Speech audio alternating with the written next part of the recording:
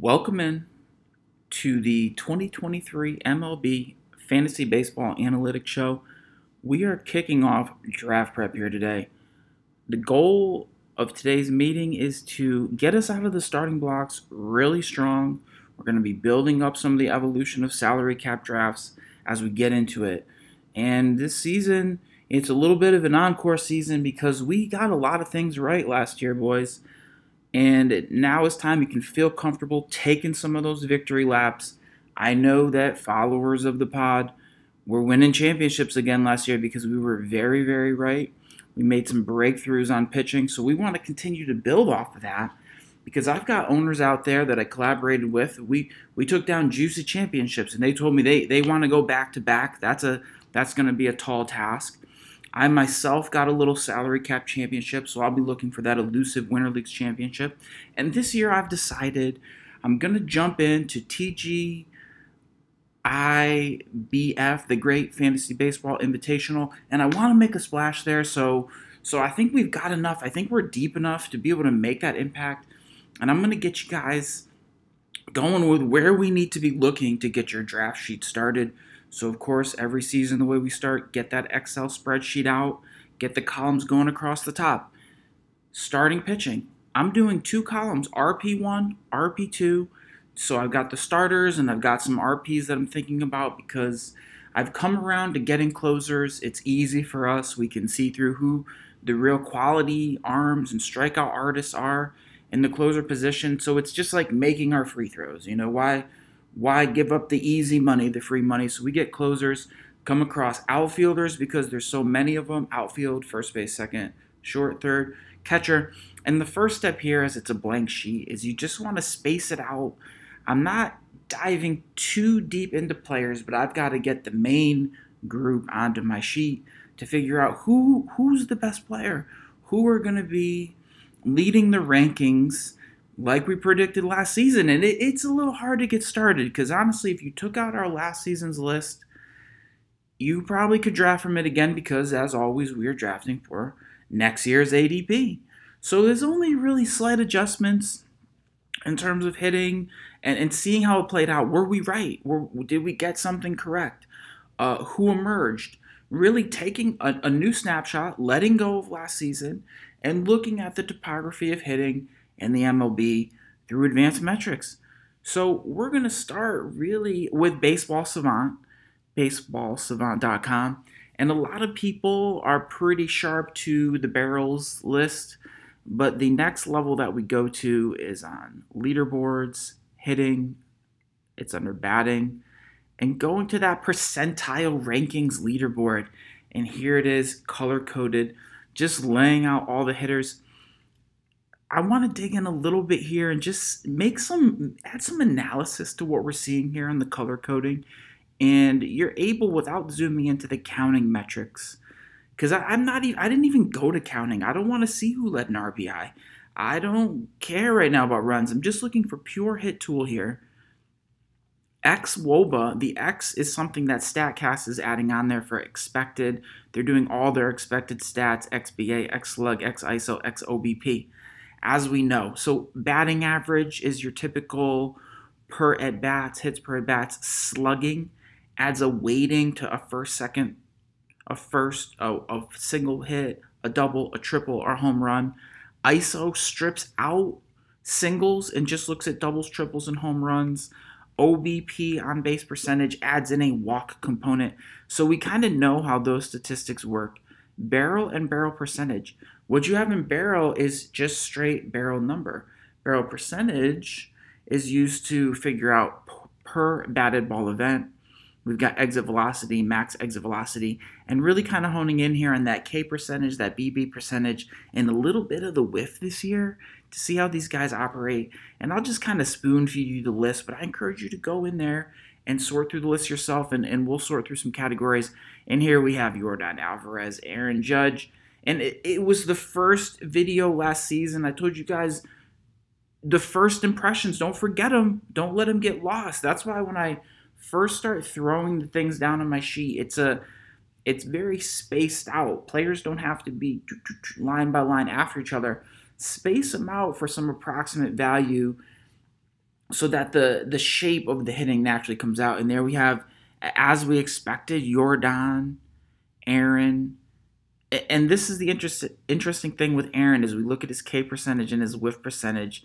His K percentage was as low as 25% with a whiff of 18. So there's a good amount of swing and miss, but it didn't matter for Aaron because when he was making contact, it was so prolific. But it shows guys can operate there. You've got a Juan Soto, pure hitter across the board. Really can't criticize anything he's doing there. You see an amazing walk rate.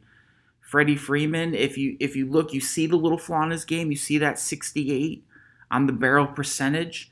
That's that little bit down in power he has for the great contact hitter that he is. You see Ohtani, more judgy in his K and his whiff, not as severe, but he's down a little bit in that XBA because of the strikeout rate. Everyone's here: Harper, Trout, Schwarber, Austin Riley. I feel good last year going in, listening to Gray, making a little correction. Gray, you're too cold on an Austin Riley who's going to deliver, which he did. It feels good that we've identified Kyle Schwarber. We're kind of like Kyle Schwarber truthers, honestly. If you go back a few years, as Kyle continues to flash power. But here's the issue with Kyle. You see him dipping just a little too far. A K percentage of an 8, the whiff percentage of 22, serving up an XBA of a 31. And that's a little bit of the cold spells with Kyle Schwarber. But you know that the power is coming back. You see Austin Riley with a low walk rate. This is a little bit more of an impatient hitter, but it doesn't matter because the contact is so good. Swing away, Austin. Jose Abreu, very disciplined, hard to strike out. A little bit light on the barrel percentage, shows the power is down. You got a Corey Seager there who won't strike out, but also doesn't take a walk. A little light on power. So you can see these guys. And then you go down, I'd like to see a Byron Buxton, the often injured Byron Buxton, flashing very big barrel percentages, but the K percentage, he does strike out a lot. Holds him back just a touch, also the health. Pete Alonso. So this is where I'm getting the list. You guys can go back here. You just have to splash guys down that you see have legit tools. Matt Olson, Vlad.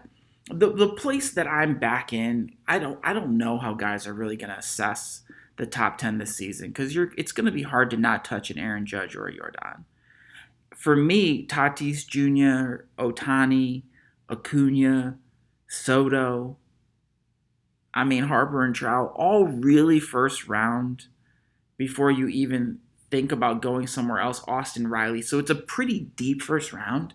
And trying to figure out how we're going to shuffle them, who you prioritize, where you might even want to draft in that round, it is going to be an ongoing discussion as we get deeper in. But just getting the guys up, not going too deep, and just saying these are the players I have to worry about. We go to a little bit of our specialty metrics, so I want to really splash right in. Again, this is not beginner stuff. I wouldn't really start here. But I know how committed everyone's here. And this is our own special statistic that keeps on paying off. And it is exit velocity on barrels only. On Baseball Savant, go to the search page.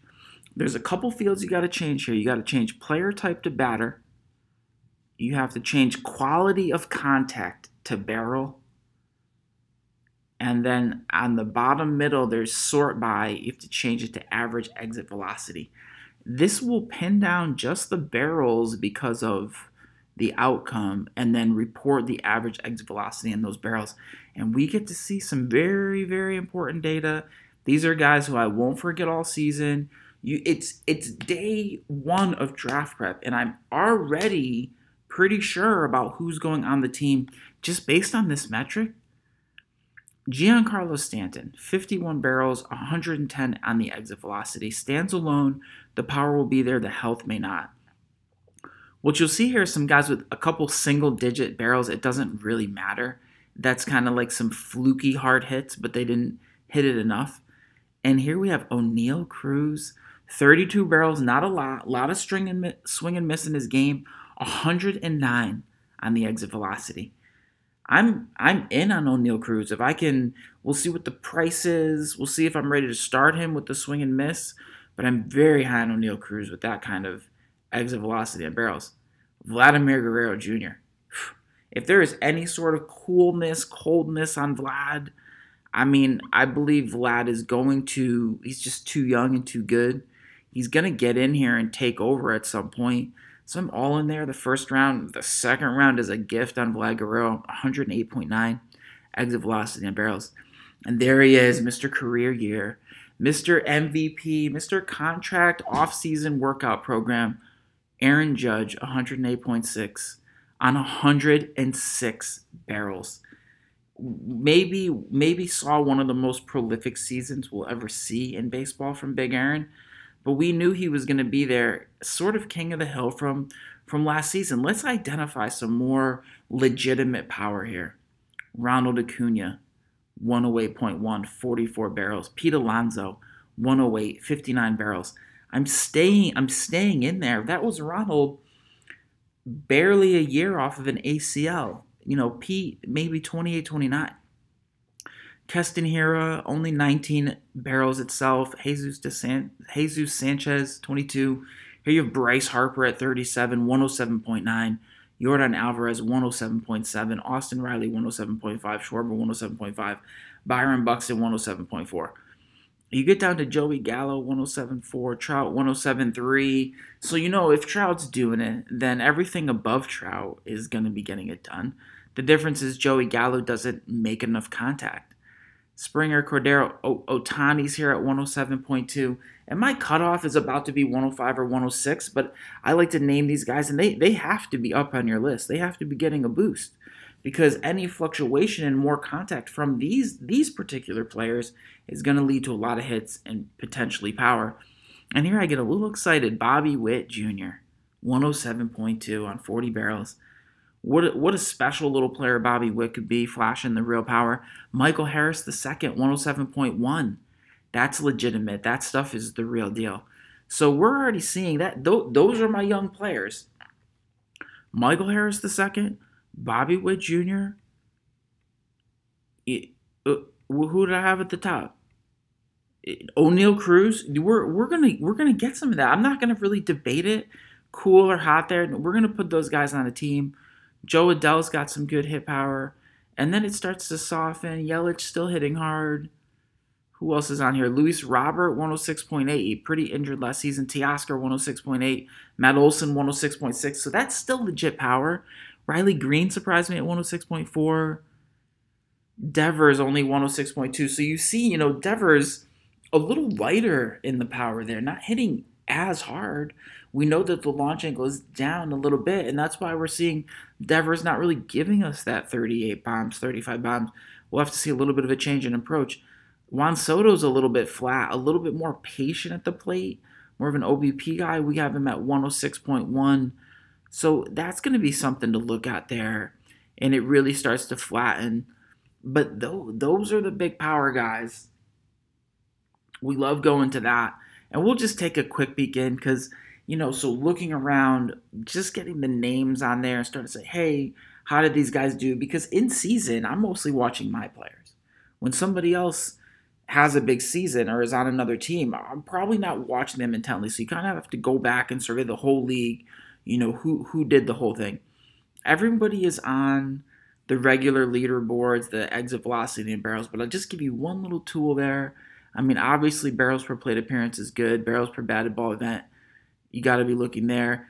Distance on home, max distance tells you a little something about legit power.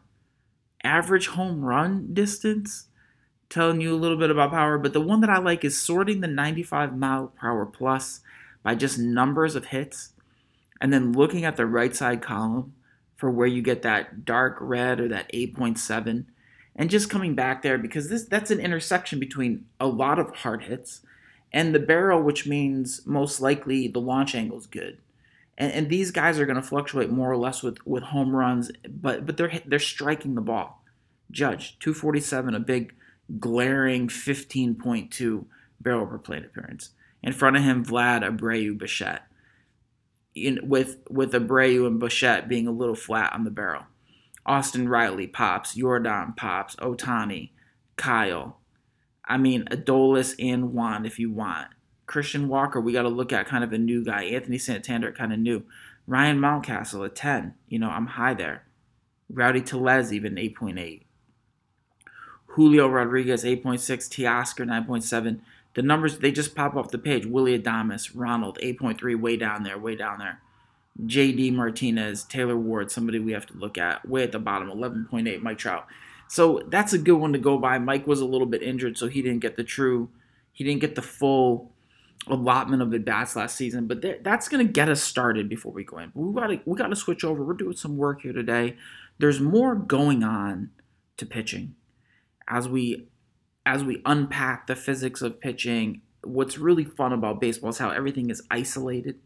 As much as other sports, as we're doing fantasy, basketball, and football, there's a lot more team element to them where teams are responding, there's game plan, there's balance of the ball. But baseball is a little bit, because it's 3 strikes and it's very one-on-one pitcher-hitter, we're able to isolate certain features. And in pitching, what we know about the ball and spin rates and what we can judge from the pitchers is very detailed, but it's really still hard to figure out precisely how they're winning. There's different ways to go about it. There's control, there's strikeout stuff, there's health. So we're going to unpack some of that. A little intermission before we switch over to pitching is just a shout out to Carson on Team Goldilocks in the Pod League with just a serious season. Teams are going to be gunning for you next season, Carson, so it won't be so easy for you next year. We got to get some new members into the league. More on that coming later. Let's go over here. So there's a lot of things to look at in pitching. I think that the industry that I left a little bit is that FIP, XFIP life that I've advanced a little bit beyond that. But one place where you'll have to go before you go into Arsenal, which we'll do, individual pitches and strikeout rates per pitch. Before you go into game logs and looking at little, deep innings and ceiling, just K to BB percentage by month. Just trusting in that on Fangraphs. You got to go to fangraphs.com, leaders, pitching 2022. In the top there, you can change the split to full season or half season. I'll just look at first half for one of them. On the menu bar, go across dashboard standard, click advanced, and sort by K to BB percentage. K to BB percentage. Ks are what we need physically for accounting stat, and it shows strikeout stuff, and it shows the ability to get out of jams. Walks means how bad your blowups could be. Do you have control? Can you throw strikes? Can you get the to make calls? And when you compare the two and get a percentage, it's really a good filth meter. It's hard to ever go past this. And I'd like to look at it by month. It takes a little bit of a slog through Fangraphs to keep changing the date. Just June, July, August, September. Click right through there. Because pitchers start to get right and they get a ceiling going.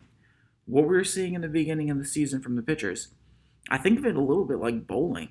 I mean, they're trying to repeat a motion.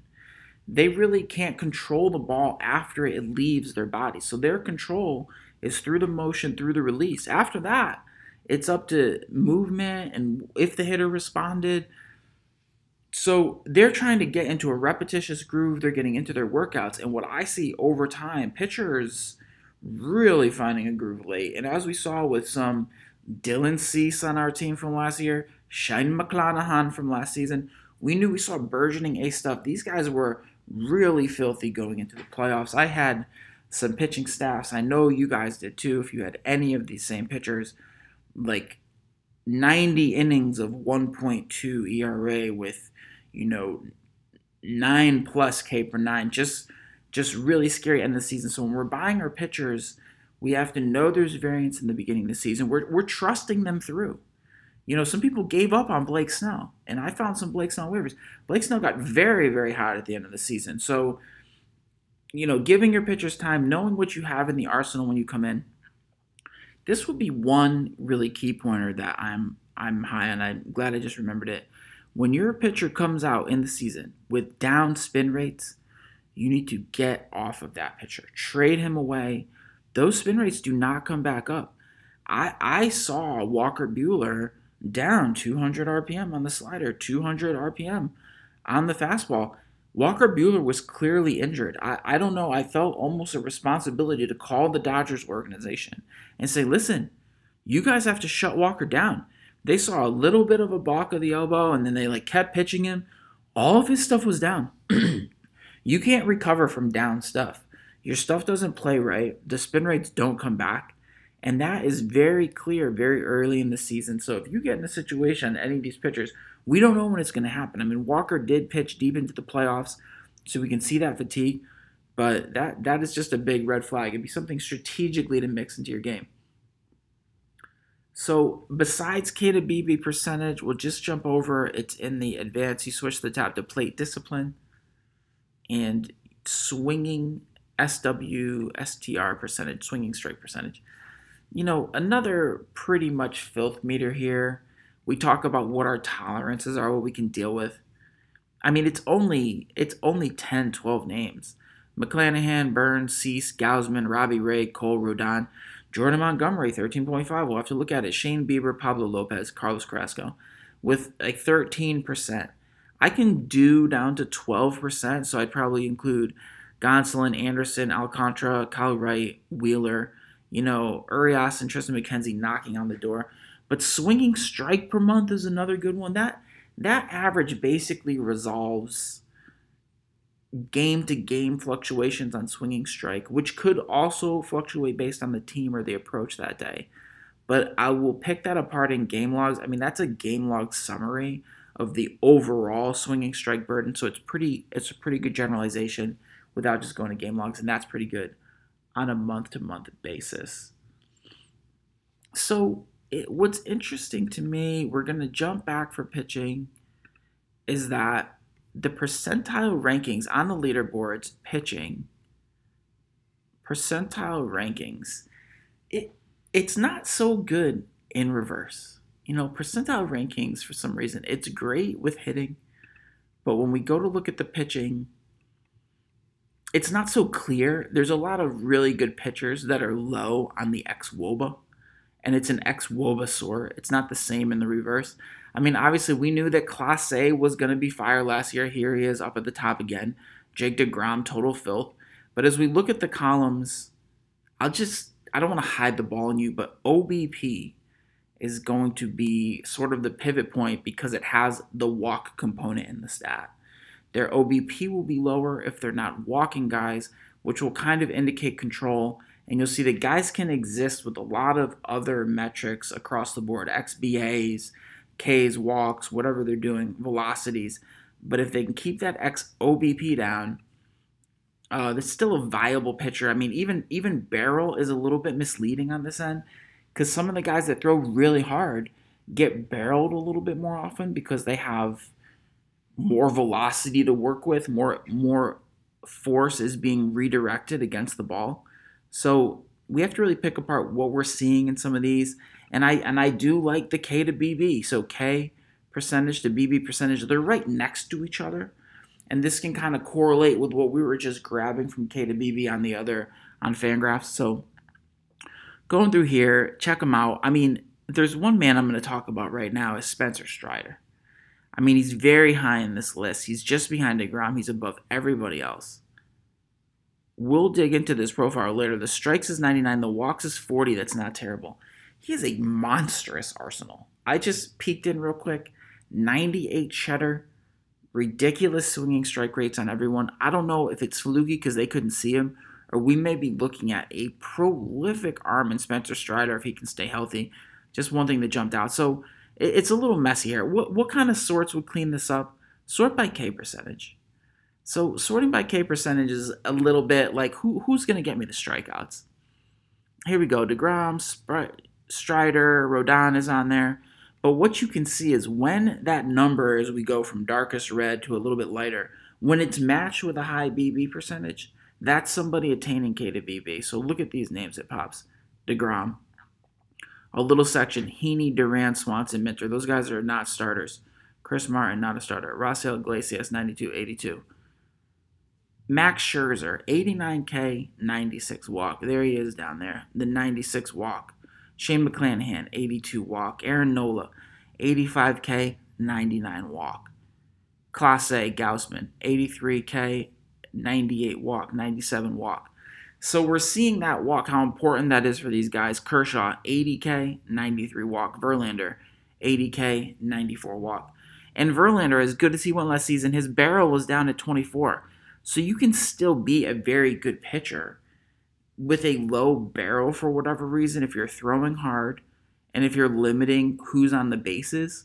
He might even be flattening out where those barrels go. There's Severino, who I'm high on, but the walk is only a 54. The control we'd have to have come up a little bit. So that's one that I look at. And I've even chased this way down to guys that aren't really Kang, and then you'll find someone who's a nice little pitcher. Who's down here that I could find? Here's Yu Darvish and Tristan McKenzie. Only 68% of the K. The barreling is terrible. 3 for you, 2 for Tristan. The walk rates are decent, 91 and 81, and there it is. The surviving statistic is the OBP of Darvish and Tristan McKenzie. So I don't know, am I nervous for Darvish, Tristan McKenzie regression? But I know that they're fringe, second, number 2 starters, number 3 starters to get some depth where you might see, Yu is not going to go cheap, but Tristan, people might be a little slow to adopt there. You see Lucas Giolito just fell apart. The walks were bad. The mechanics fell bad. Giolito throws very, I think I want to get more into analyzing the pitchers for the control, the throwing. Sandy Alcantara has the freest, easiest 98 in the game. I have no doubts there. It's Lucas Giolito pushing this ball out of his neck, who has a different, fastball, changeup combination every single season he comes in, because there's so many moving parts to the mechanics. Joe Musgrove. So that's another one that I would look at there. But this is where we got to our little bit of our next level. And let me see, did I move it around already? I think I did. So we'll just have to go into it all the way. But what we were doing is we were isolating, going back, I'm going to try to describe it visually, but we have those 4 zones in Baseball Savant: the heart, the shadow, the chase, and the waist. And what we found isolating these, and it's not very easy to do, so we got to go into the search, Baseball Savant search. We have to change some things here. Player type is pitcher. It's in the top left. Pitch result, swinging strike. Go to quality of contact. Here it is. Attack zones. There's our little zones. It gets a little granular, but let me just collect what I think is gonna show a lot. Is shadow and chase. I don't want to hide the ball. We'll explain it after, but highlighting shadow and chase, they're now selected in the attack zones. Swinging strike, is that it? I think that's going to be it. Let's do the search here and see if this turns it up.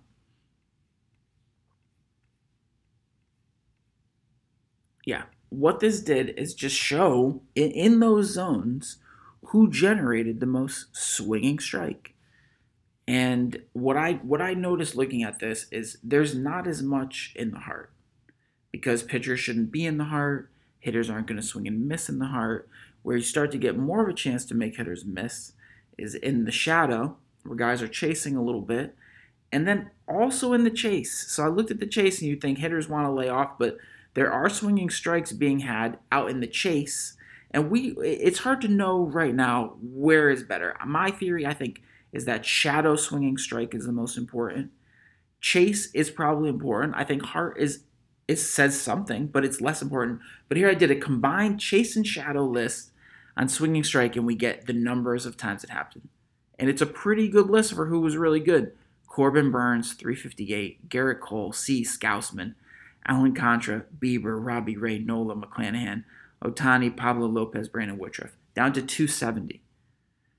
Does it keep going? Giolito, Fried, Rodon, Sandoval, Strider, Colorite, Carrasco. So that's the induced swinging strike where you need it. Even a little bit more specific. And so I've dove in here, and I'll save some for later. I don't want to go too many searches on you. But another thing I looked at is I started to say, well, I'm looking at swinging strike. Let's look at called strike. What's happening on the called strike side? There's a ton of called strikes. It's mostly a take league. So on the called strike side, there's guys who are just pumping fastballs. I look at what is his name? Perez. Perez on the Rangers is a very high called strike guy, has a very good control, but he's very low in the swinging strike end. So trying to make sense of a pitcher like that and what he's going to bring me next season will have to be dove into because he's obviously doing something a little differently. I mean, we need strikes, so we should add in called strikes and how you sum these, how you pick and tease them apart. But the swinging strike, that's the one that gets you out of the jam because how important is a first pitch fastball that a guy was taking? Maybe a pitcher accumulates a lot of those. It's really for me when it comes down to the pressure. The other thing I looked at, you can change on the sort the batted or is it plate PA result, plate appearance result, and go to strikeout. And I think there's a chance that would be a swinging strikeout, and seeing how those are accumulated. So that's where I'm getting my pitchers up. What we're really looking for is the stickiness year to year, something that's either sticky or something that shows that people regress to the average. I mean, that's the uncomfortable thing with xwOBA is I've never seen someone's xwOBA really not really carry over well. Very high xwOBA seem to be outlier seasons. xwOBA tends to regress. But the swinging strike stuff, the exit velocity on barrels, it's there. The other thing we never know season to season is the health and the adjustments. I mean, players that have big seasons in the game of baseball, they're looking at where were they thrown to, what were they missing, and the approach from the offseason will come in and change change how they're going to be pitched the next season. Will they be able to adjust to that again? So those are some of my early players there. On the pitching front, as you cross all those metrics, I think of it a lot on that Venn diagram. There's a lot of intersecting circles. And every time I go through a different, let's look at swinging strike. Let's look at FIP. Let's go to those other metrics. You keep jumping a guy up. Hey, don't forget about him. Don't forget about him. But ultimately, it will boil down to a little group. And I'll just throw who I'm seeing here. DeGrom, Garrett Cole, Corbin Burns, and Shane McClanahan. Probably sort of in a tier of their own. Like I'm not going to keep looking at those guys over and over again. I know that they're up there. The things that have emerged that I really like is Carlos Rodon. I'm really high in Spencer Strider right now. I think Christian Javier a little bit underestimated. Ohtani, Scherzer, Woodruff. Just the same guys. Verlander, Nola, Kershaw. It's pretty deep from the pitching side. So as we prepare the draft, we will also be checking out price, where price is, so that we can have an effective auction. Because there's going to be a line where I can tolerate the pitcher, as deep here as, Severino, Luzardo, Kopech. And then it kind of stops, and I can't have any pitcher below that. So there's the in and out group, and that's what the list is supposed to define. So just a little something to get you guys out of the blocks. I'm already getting a little deeper than that, but just get your sheet started. We'll start deep diving into some pitch arsenals. We've got some more championships to win this season, and let's get after it. Holla.